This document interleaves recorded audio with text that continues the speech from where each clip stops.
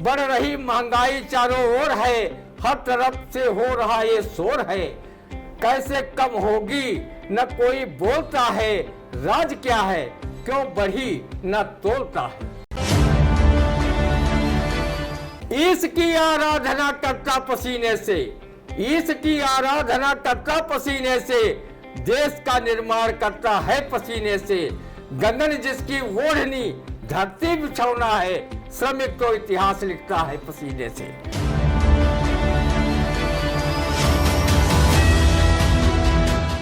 नमस्कार, स्वागत है सभी दर्शकों का आई इंडिया के खास शो रंदा में। तो खबरों पर रंदा चलाने के लिए आई इंडिया के स्टूडियो में मौजूद हैं वरिष्ठ पत्रकार, कवि एवं रंगकर्मी ज्ञान प्रकाश सिंह प्रतीक जी। प्रतीक जी, स्वागत है आपका आई इंडिया के स्टूडियो में खबरों पर रंदा चलाने के लिए। तो शुरुआत करते हैं पहली खबर से। वाणिज्यिक सिलेंडर के 993 और 5 किलो वाले छोटे सिलेंडर के दाम 261 रुपये बढ़े। पेट्रोल डीजल पर भी गिर सकती है मूल्य वृद्धि की गाज। केंद्रीय पेट्रोलियम और प्राकृतिक गैस मंत्री हरदीप पुरी ने कहा कि आम उपभोक्ता पर इसका असर नहीं पड़ेगा। तो प्रतीक जी, क्या कहता है इस खबर पर आपका रंदा?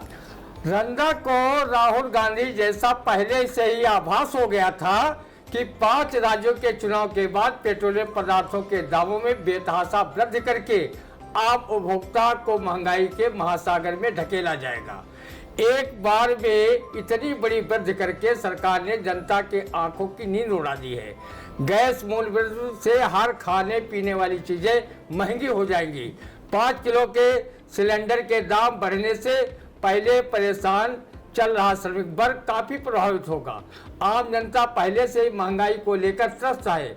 महंगाई को लेकर लोग वैसे ही ये का पंक्तियां कहने को मजबूर हैं। दिन दिन बढ़े महंगैया मैं क्या करूं, दीन दयाल बिरद संबारी, छूट पड़े चौपैया मैं क्या करूं, दिन दिन बढ़े महंगैया मैं क्या करूं। अब कहाँ इस्मत ईरानी जो यूपीए सरकार में गैस सिलेंडर पर मात्र 50 रुपये बढ़ने पर हाथ तौबा मचा रखी थी। वो गैस सिलेंडर सिर पर रखकर नागिन डांस कर रही थी। अब वाणिज्यिक गैस सिलेंडर पर एक साथ 993 रुपये व 5 किलो के छोटों पर एक साथ 261 रुपये बढ़ने पर पता नहीं वो कहाँ छुप कर बैठी हैं, जो जनता को अपना मनमोहन सिंह सरकार के समय वाला नारा भी नहीं लगा रही हैं। बहुत हुई महंगाई की मार, अब की बार भाजपा सरकार। इस संबंध में विश्वगुरु डंका पत्र भी नहीं बोल पा रहे हैं। अभी बंगाल चुनाव में भाजपा के लफाज नेता अपने भाषण में कह रहे थे, अगर चुनाव में भाजपा की जीत हुई तो गैस सिलेंडर 500 रुपये का मिलेगा। चुनाव संपन्न हुआ, वैसे ही मूल्य वृद्धि की गाज गैस उपभोक्ताओं पर गिरा दी गई। नेता प्रतिपक्ष पद पर राहुल गांधी ने तो लोकसभा में पहले ही कहा था कि महंगाई की मार चुनाव के बाद शुरू होगी। बात सच साबित हुई। हमारे केंद्रीय पेट्रोलियम मंत्री हरदीप पुरी कह रहे हैं इससे आम उपभोक्ताओं पर कोई प्रभाव नहीं पड़ेगा। जब मानी जी का नाम एपिस्टेट फाइल में आया तो उसका प्रभाव इस मंत्री पर नहीं पड़ा और न ही उसके सरपरस्त विश्वगुरु डंका पद पर पड़ा।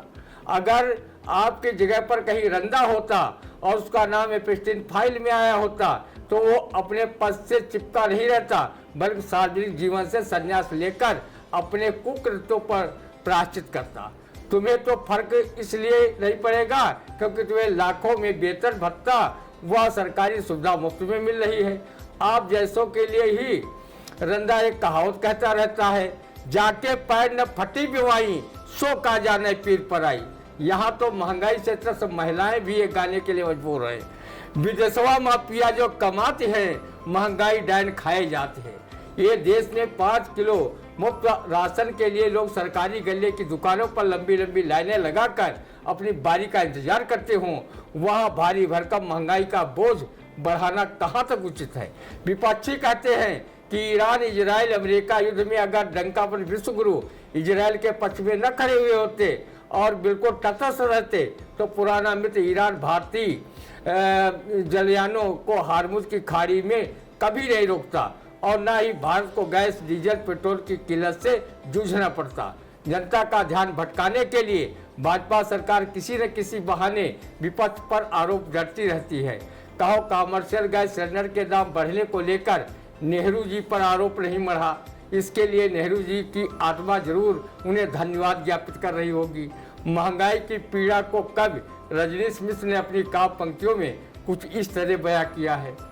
बढ़ रही महंगाई चारों ओर है, हर तरफ से हो रहा ये शोर है, कैसे कम होगी न कोई बोलता है, राज क्या है क्यों बढ़ी न तोलता है, तेल की कीमत बढ़ी क्यों जानता हूँ, मरने में है खर्च होता मानता हूँ, किंतु बाकी वस्तुएं क्यों बढ़ रही हैं, कीमतें क्यों आसमां में चढ़ रही हैं। जी बिल्कुल, तो कीमतें क्यों आसमां में चल रही हैं? कहीं ना कहीं बंगाल चुनाव के बाद गैस उपभोक्ताओं पर महंगाई की जो है मार पड़ी है। अब रुक करते हैं अगली खबर पर रंदा चलाने के लिए। श्रमिक दिवस पर कई संगठनों ने कार्यक्रम आयोजित कर उनकी समस्याओं पर प्रकाश डालते हुए शुभकामनाएं दी। प्रतीक जी, क्या कहता है आपका रंदा? रंदा भले ही उनके सम्मान में कार्यक्रम आयोजित न कर सका हो, लेकिन वो श्रमिकों का दिल की गहराइयों से सम्मान करता है और हमेशा उनके सामाजिक, आर्थिक, शैक्षिक उन्नयन के बारे में चिंतन मनन करता रहता है। उनके द्वारा किए जा रहे श्रम संबंधी कार्यों से प्रेरणा लेता है। रंदा श्रमिकों के सम्मान में कवि स्वर्गीय वीरेंद्र श्रीवास्तव का ये मुक्तक साभार सुना रहा है। इसकी आराधना करता पसीने से, इसकी आराधना करता पसीने से, देश का निर्माण करता है पसीने से, गगन जिसकी ओढ़नी धरती बिछौना है, श्रमिक तो इतिहास लिखता है पसीने से। पूंजीवादी व्यवस्था में आज भी श्रमिकों का आर्थिक शोषण बदस्तूर जारी है। देश के नवनिर्माण व कल कारखानों में अपने श्रम बिंदुओं को बहाकर उसे आगे बढ़ाने में अपनी अहम भूमिका निभाता है, जबकि श्रमिकों के हित में बने श्रम कानून पूंजीपतियों के हाथ की कठपुतली बनकर रह गए हैं। अपना काम निकल जाने के बाद ये पूंजीवादी व्यवस्था के लोग श्रमिकों को सम्मान देना तो दूर पहचानते तक नहीं हैं। अगर ऐसा न होता तो प्रगतिशील कवि और नाट्य लेखक सर्वेश्वर दयाल सक्सेना अपने बकरी नामक नाटक में ये काव्य पंक्तियां क्यों लिखते? जिस धूल से शहरों में मची रंगरेलियां, जिस धूल से शहरों में मची रंगरेलियां, जिन छप्परों के बल पे खड़ी हैं हवेलियां, उस आदमी को आदमी ये मानते नहीं, जब काम निकल जाता है पहचानते नहीं। जिनकी बीमारियों से चला रेलगाड़ियां, जिनके ही चीथड़ों से पर सूट साड़ियां, उनके ही पेट पर जलाकर जश्न का चिराग, कहते समाजवाद है वो देश जाग जाग, वो देश जाग जाग। सीतापुर जिले में श्रमिकों की ट्रेड यूनियन हुआ करती थी। आज कागजी भले हों लेकिन जमीन पर नहीं दिखती। भला हो संगठित किसान मजदूर संगठन के प्रमुख ऋचा सिंह का, जो आज भी श्रमिकों के शोषण के विरुद्ध आवाज बुलंद किया करती हैं। प्रगतिशील विचारों के नेता डॉक्टर ब्रज बिहारी सुनीला रावत, किसान मजदूर संगठन के नेता शिव प्रकाश सिंह, रालोद नेता आरपी सिंह चौहान, कामरेड गया प्रसाद, किसान नेता राजेश सिंह तोमर श्रमिकों किसानों की आवाज उठाने में पीछे नहीं रहते हैं। सीतापुर में श्रम विभाग का कार्यालय एक ऐसी जर्जर इमारत में बना हुआ जो कब भरभरा कर गिर जाए कहा नहीं जा सकता। इस जर्जर कार्यालय जैसी दशा जिले के श्रमिकों की है। मनरेगा मजदूरों को पर्याप्त कार्य नहीं मिलता, अगर कार्य मिला तो उसका समय पर भुगतान नहीं मिलता। ऐसी स्थिति में श्रमिकों को अपना गांव छोड़कर शहरों की ओर रोजी रोटी के लिए पलायन करना पड़ता है। तमाम श्रम कानून होने के बाद श्रमिकों का शोषण अब तक जारी है। ऐसे शोषक पूंजीपतियों के विरुद्ध देश के नामचीन कवि रहे डॉक्टर श्याम सुंदर मिश्र मधुप जी ने अपनी इन काव्य पंक्तियों से शोषकों को ललकारते हुए कहा था, अब न जर्जर हड्डियों पर महल पूंजी का बनेगा, अब न जर्जर हड्डियों पर महल पूंजी का बनेगा, अब न उनका रक्त जलकर मुँह चिमनियों के उड़ेगा, अब न कोई शोषक बर्बाद कर पाएगा उनकी जवानी, अब न आगे बढ़ सकेगी मुफ्त खोरों की कहानी। देश में ये भी विडंबना है, जब कोई श्रमिक संगठन श्रमिकों की समस्याओं तथा उनके शोषण की बात उठाता है तो शासन प्रशासन पूंजीपतियों के दबाव में उनके आंदोलन को कुचलने का काम करता है। रंगकर्मी व मशीन नामक नाटक के लेखक सफदर हाशमी को नुक्कड़ नाटक करते समय गोली मारकर हत्या कर दी गई थी। अनेक प्रगतिशील लेखकों को अर्बन नक्सली बताकर जेल में डाल दिया गया। रंदा का मानना है कि जब तक श्रमिकों को उचित पारिश्रमिक नहीं मिलेगा तब तक उनके परिवार का शैक्षिक, सामाजिक, राजनीतिक उन्नयन नहीं हो सकता। कई श्रमिक संगठनों का मानना है कि जिस दिन मजदूर किसान अपने अधिकारों व अपने आर्थिक शोषण के विरुद्ध एकजुट होकर सड़कों पर उतर गया और कहीं ये ठान लिया कि बहुत हो चुका, अब हमारी है बारी, बदल के रहेंगे दुनिया तुम्हारी। रंदा आई इंडिया न्यूज चैनल परिवार की ओर से श्रमिक दिवस पर श्रमिक भाइयों को शुभकामनाएं देता है कि वो दिनों दिन आर्थिक, सामाजिक तरक्की करते हुए देश के नवनिर्माण व विकसित राष्ट्र बनाने में अपना योगदान देते रहें। जी बिल्कुल। तो देखिए, श्रमिकों के लिए क्या होना चाहिए उस पर रंदा जो है, रंदा का कटाक्ष है, रंदा चला है। अब रुक करते हैं तीसरी खबर की ओर। जिन अखिलेश यादव का पुतला जलाते झुलसी भाजपा विधायक अनुपमा जायसवाल, वही उन्हें अस्पताल देखने पहुंचे। प्रतीक जी, क्या कहता है इस खबर पर आपका रंदा? पूर्व मुख्यमंत्री अखिलेश यादव ने सकारात्मक राजनीति का परिचय देते हुए सिद्ध कर दिया कि हम राजनीति में मतभेद अवश्य रखते हैं, लेकिन मनभेद कतई नहीं। हम संकट के समय में विरोधी के लिए भी इंसानियत व करुणा का भाव रखते हैं। सपा सुप्रीमो अखिलेश यादव ने उस भाजपा विधायक अनुपमा जायसवाल को अस्पताल में देखने व उनके स्वास्थ्य की जानकारी लेने गए, जिन्होंने उनका पुतला जलाते समय अपने चेहरे को झुलसा लिया था। ऐसा करके उन्होंने किसी कवि के इस दोहे के भावार्थ को अमली जामा पहनाने का कार्य किया है।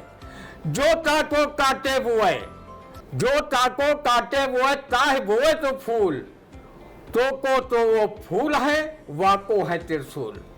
पूर्व मुख्यमंत्री अखिलेश यादव ने ऐसा करके एक अच्छी राजनीति करने का संदेश उन नेताओं को दे दिया है जो नेता सत्ता में चूर होकर अपने विरोधी दल के नेताओं को नीचा दिखाने के लिए ईडी, सीबीआई, आईटी का छापा डलवाते हैं, उन्हें तरह तरह से परेशान करने का कुचक रखते हैं और उनके पर नफरती बयान भी जारी करते हैं। कभी राजनीति में विपक्षी नेताओं को सत्ता पर सम्मान की दृष्टि से देखता था, आज उन्हें दुश्मन की निगाह से देखा जा रहा है, जो स्वस्थ लोकतंत्र के लिए शुभ संकेत नहीं है। राजनीति में लड़ाई व्यक्तिगत न होकर विचारों व सिद्धांतों की होनी चाहिए। रंदा अखिलेश की ऐसी राजनीति को बधाई देता है कि उन्होंने दलगत भावना से ऊपर उठकर भाजपा विधायक अनुपमा जायसवाल को अस्पताल में देखने गए।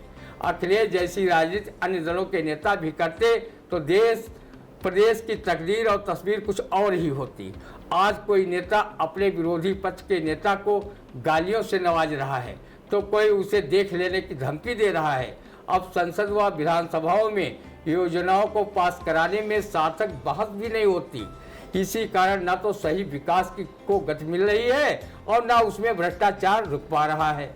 कब अर्नेस्ट मिश्र ने लिखा है, कभी बहस से रास्ते तय होते थे, अब हर बहस में तहस नहस है, रास्ता बंद है, शालीनता प्रतिबंधित है, गाली गलौज स्वच्छंद है। जिस प्रकार की आज राजनीति हो रही है वो स्वस्थ लोकतंत्र के लिए अच्छी नहीं है।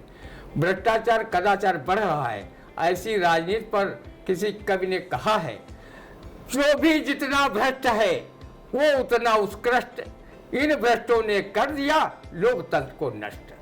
जी बिल्कुल। तो देखिए, 3 खबरें थी महत्वपूर्ण जिन पर प्रतीक जी का रंदा चला है। तो आई इंडिया अगले रविवार को फिर हाजिर होगा प्रतीक जी के साथ, वो फिर खबरों पर रंदा चलाएंगे। तो हमें दीजिए इजाजत, नमस्कार।